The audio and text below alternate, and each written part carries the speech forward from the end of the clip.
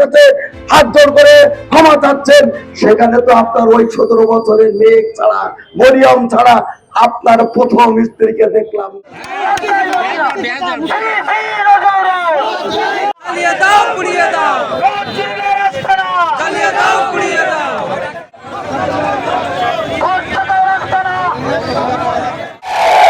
সাংবাদিক বৃন্দ, ঘটনাটা হলো আমরা যেটা জানতে পেরেছি, বিভিন্ন তথ্য এবং মাধ্যমে জানতে পেরেছি, সেটা হল গত 13ই জুন মগবাজারে জামাত ইসলামের একজন নেত্রী নীলার বাড়িতে শুনেছি সেখানে জামাতের বিভিন্ন নেতৃবৃন্দ নাকি অপকর্মে লিপ্ত হয়।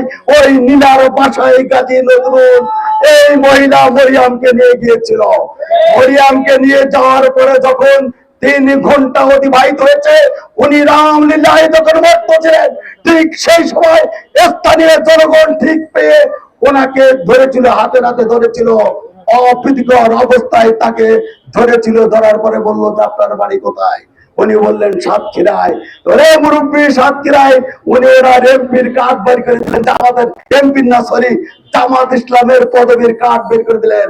তখন আমরা ভিডিও যেটা দেখলাম, ওই ভিডিও বলতেছেন এই জামাতের এক লোক ধরা পড়েছে, মহিলা সহ জামাতের এক লোক মহিলা। এই যে গাজী নজরুল সাহেব এই যে কথাগুলো বলেছেন হোটেলে, আপনারা এই ধর্ষককে জুতা দিয়ে এই সামনে থেকে বিতাড়িত করবেন।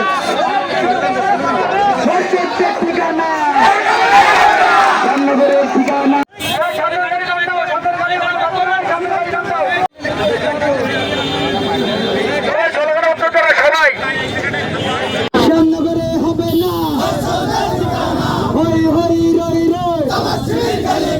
লম্পটের ঠিকানা শ্যামনগরে হবে না।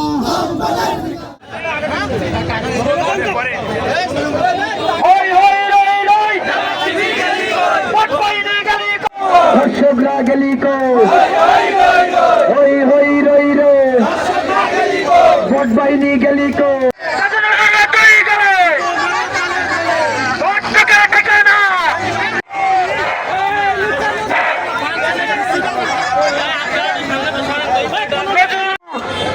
সংসদ থেকে ফুটপাত পর্যন্ত এই খেলার স্মরণা সবসময় দেখেছেন আপনারা। এই ধর্ষক নিয়ে